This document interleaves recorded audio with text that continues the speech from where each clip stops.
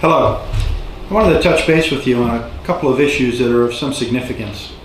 As many of you know, in the last year, there have been several incidents where fire and rescue responders have been assaulted and in 2 incidents killed when responding to homes.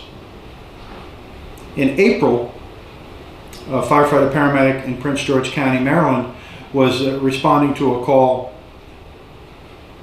when an individual's brother said he had not been able to locate or raise his brother on the phone or when knocking on a door at a home. The brother was a diabetic and that they had concerns for his safety. By the protocol and using the good judgment, members of the fire and rescue community forced entry into the home in an attempt to find the individual. The individual was at home, was not incapacitated from his diabetes, and actually interpreted the response from the fire and rescue providers as an assault on his home. The individual shot at the responding firefighters, seriously injuring one and taking the life of a young firefighter paramedic. Earlier this year in Arkansas, a paramedic responded to a call for an individual having a seizure. When he arrived at the location, the patient was postictal, did not clearly recognize the responder as a member of public safety, and shot at him and did kill that young man as well. Both of these cases are typical responses in our community, and it's important that we find some difference between the types of calls we respond to and the manner in which we respond to them. Wellness checks, or calls when some person says an individual that they know is just not available, they can't locate them, they won't come to the door, they won't answer the phone, is a law enforcement matter in Bedford County. Our communications center will process a call from a friend or relative when they say the person should be home but is just not answering a door or not answering a phone. The law enforcement community will respond and make an assessment. There are times when fire and rescue will in fact respond with them as a supporting agency. However, it is important to recognize that law enforcement is the lead and they're using their increased thought process and situational awareness to make an assessment as to the safety of the scene. A second call that we'll often have is a medical alarm. Often a medical alarm is activated by an individual that needs help. When fire and rescue responds to the home, they may look in a window or a door and see that a person is laying on the floor or in a back hallway or something. In that situation, that individual is actually inviting us into their home. They're seeking help from the services that we provide. Where it gets a little more confusing is when we respond to a medical alarm, there's been no subsequent phone call, and we get to the home and we don't see any person.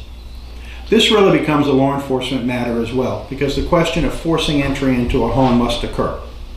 As I illustrated in the first 2 cases, there were reasons to believe that an individual was actually in peril and needed our help. However, the outcome was pretty drastic in terms of the loss of life of the fire and rescue responders.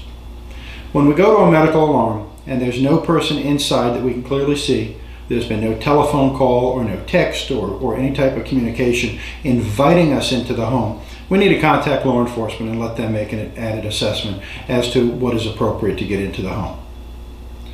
Our most easy one is where an individual actually sees an individual has fallen, or the person calls the comm center and says, I'm in the home, I can't get up, I've fallen, or I'm in a basement, or I'm trapped, as we've had people trapped in bathrooms behind appliances and the like. That case is very similar to what we do routinely. We know an individual is in a home, we know that there is some condition that warrants our response. We use our through the lock or forcible entry techniques to gain entry.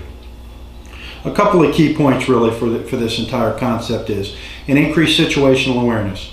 Living in the times that we're living, where people are often responding with weapons, fearful for their property and their home and their own safety, their response is really probably not shocking to us, though it is very dangerous. So an increased situational awareness on the part of our members is significant. Drawing on the expertise of the law enforcement community and bringing them into play more often on some of our calls, our brothers in law enforcement community have a different skill set and maintain a higher level of situational awareness in these environments. Draw on their thought process and their expertise. If it requires that we remove ourselves from a scene because it is unsafe or we're just uncomfortable and go down the street and stage, that is appropriate. That is not patient abandonment or anything that would put us in a difficult position legally. We are making an assessment for our own health and safety. Request law enforcement more often. And when staging, keep in mind that if you can see the home or the address that you're responding to, they can also see you. If individuals can see you, they can harm you. Often it's better to be a street or two over or a mile down the road in a safe location. As you recall from the incident in San Bernardino County earlier this year, that was a traveling incident. The terrorists went into a building, they did all of the harm that they planned on doing in that facility, and then they went out on the road as they drove through the community, shooting at people and attacking other people. If you are in close proximity to the incident and to the call address, then the individuals perhaps can harm you. Wise staging will be very beneficial.